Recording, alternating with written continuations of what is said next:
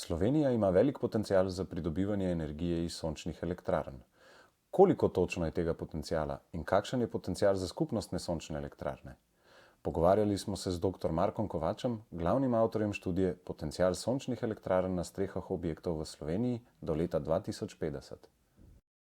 Pred časom smo naredili analizo potenciala sončnih elektrarn na strehah obstoječih objektov v Sloveniji.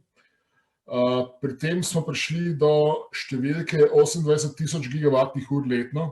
Pri analizi smo upoštevali nagib streh, tudi vremenske pogoje. Upoštevali smo pa v bistvu vse strehe, ki smo jih našli v registru stavb.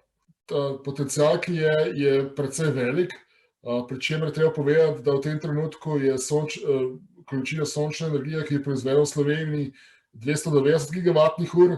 Se pravi, potencial je še mogoče krat 100, kar je kar veliko. Največje vprašanje je v bistvu ekonomike. Največ elektrarna sodi na vsako streho. Ampak vse je zanimivo ta sončni potencial glede na to, koliko energije proizvedemo v Sloveniji. Letno 16.000, mogoče 16.500 gigavatnih ur. Skratka, sončni potencial bi zadostal za kompletno količino električne energije. Gospodinjstva pa porabijo veliko manj, 3.600 gigavatnih ur letno. Seveda pa pri tem ne porabljamo energije skozi sam podnevi, kakor nam sije sonce, ampak v bistvu tudi ponoči.